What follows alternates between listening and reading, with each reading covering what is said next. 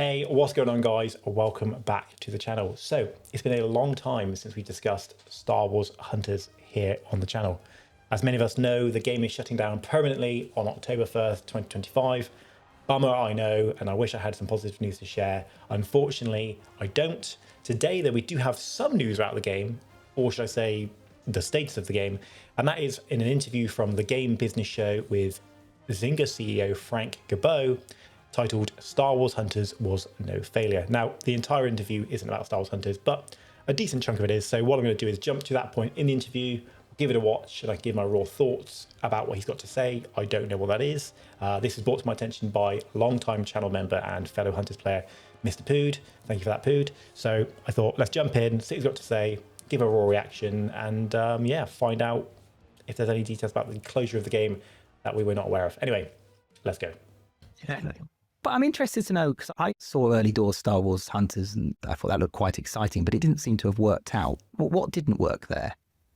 Well, I think we built a great tech base and we built a fun game with a great core loop. Problem was it wasn't a viable business. We weren't able to generate the organic. I know that's kind of his job, but it just goes straight to business. It's also the Game Business Show, so, you know, I get it. But it's interesting, that's immediately what his mind goes to in this discussion. Installs from the license. We had some issues with how we could explore the intellectual property in the game.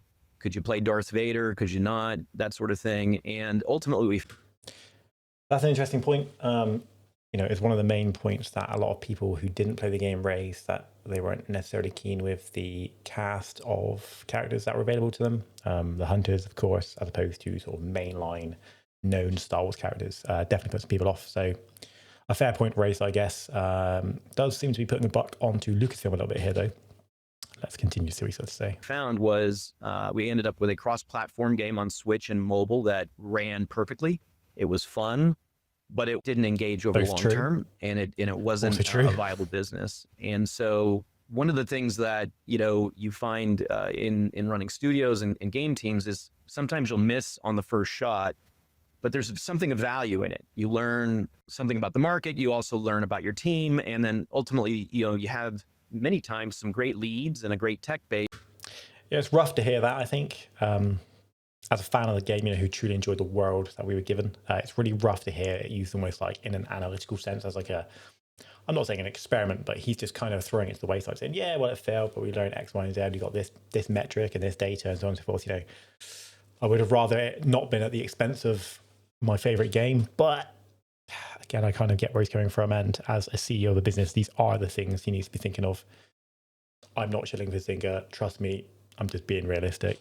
But we didn't quite get there commercially, and so we're looking at another idea in that category. The action shooter category on mobile is a very large and growing category, and we'd like to be there. And now that we have an Unreal-based tech base with some great leads in terms of the engineering and developers and designers. So now it's take the learnings from Star Wars Hunter.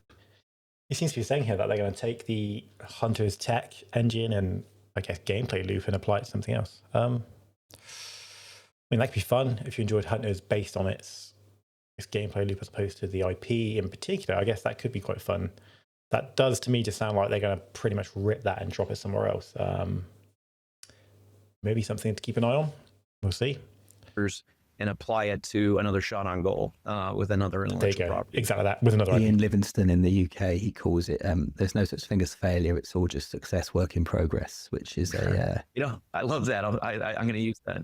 Well, I bet you do. The Wii U is the best example of that, right? Yeah. It was a complete failure, but without it, we wouldn't have had the Switch. Yeah, we don't really consider them failures at the company, right? So we have, for the point that you made earlier in this conversation, it's very difficult to get new products out on mobile in a successful way. So you're going to have a lot of misses, and you have to have a strong stomach, and you have to have a culture for learning. And that's oriented to, hey, it missed. Why did it miss?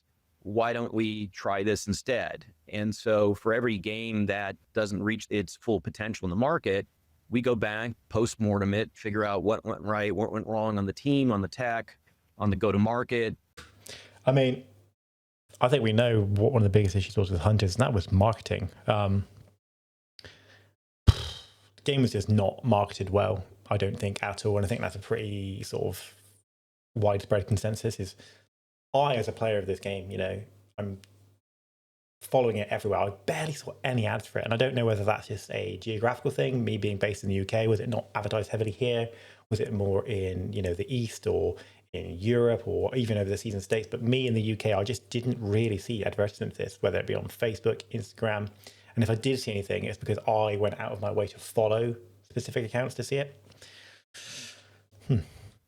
Any number of reasons that we look at, and then we apply that and share that learning across the company. One of the things that is really important to Zynga is sharing across teams. We have a very distributed and decentralized studio organization, each with their own identities. We believe that leads to the best games, but the way that you get better as a company is you break down the walls of not sharing the data. Everybody at Zynga can see the data on Toon Blast and understand why the latest release on Toon Blast has been incredible. They have all the data on Color Block Jam. Must have been pretty rough for the Hunters numbers circulating, no doubt. They have all the data on Match Factory.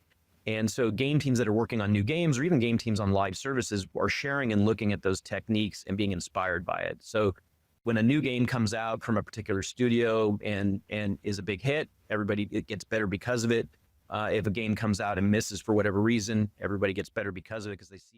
Ultimately, it basically sounds like here he's saying the game didn't fail, we're learning from it, and we're going to apply that data and potentially even the guts of the game elsewhere. Now, it kind of pisses me off a little bit, I'm not going to lie to you, because it felt like this game didn't get a fair shot. It was poorly marketed to begin with, even in soft launch. Then it launched, it had a big boom at launch. I myself managed to pull in like 100 concurrent viewers on stream, which is massive for me. So there was clearly some attention for this game. However, they just did not continue to chase it at all. Like I say, marketing was poor. And I think creator engagement, another one. It's tricky because there weren't many large creators paying much attention to this game. I saw a couple of sponsor streams and videos for like Arnold. There was a couple of guys over on Twitch. One lady had a sponsored stream where she was giving out skins and stuff, but that was the only time I ever saw that, something like that, a creator giving away skins for the game.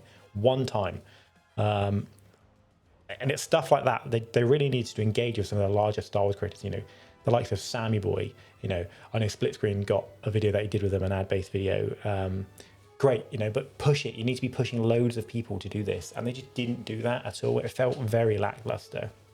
Now, would that have saved the game? Who knows? But the effort didn't feel like it was made. I'm a smaller creator. I didn't expect to get any sort of contact, and any contact I did have was genuinely pretty pleasurable. Discussing with mainly the guys at Natural Motion. I don't know if I ever spoke to anybody at Zynga, but it felt like a missed opportunity. And to hear this dude sit here and just basically say, well, we don't consider it a failure, because it absolutely was a failure. Let's be honest. You've taken Star Wars, which is like the first, second, or third largest IP on Earth, applied it to a genre of game on a platform of game that is incredibly popular, and it shit its pants, to be frank. The game never held interest other than one massive boost upon its release, and then it just dropped off the face of the earth. The platform availability was poor, to say the least. The Switch mobile just wasn't enough. It needed consoles, and it needed PC much sooner. We, of course, got one beta test on the PC, which felt great. Let me be clear. My God, what he says about the game running well, he's absolutely spot on. The game ran perfectly on every device I tried it on, seamlessly. Shout out to the devs who made this game, because you did a stand-up job.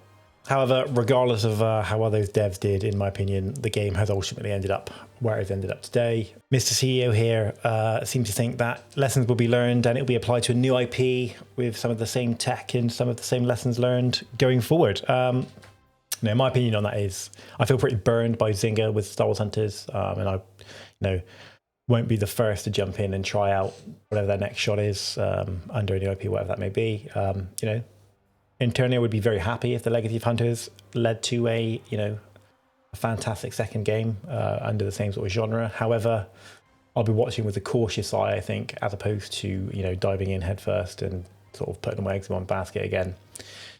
It's a bit of a shame. It's just a shame to hear sort of the carcass of the game discussed in this manner, I guess. It's a real shitter. because as many of you know, this game was the lifeblood of my channel for a long, long time. But there we are. Anyway, I'll leave it there. I've been Parallel. I hope you enjoyed this one. I hope it was insightful. It certainly was for me. And if you did enjoy it and you want to see more Star Wars content, please drop a sub to the channel and drop a thumbs up on this video. I'll catch you guys in the next one. Peace.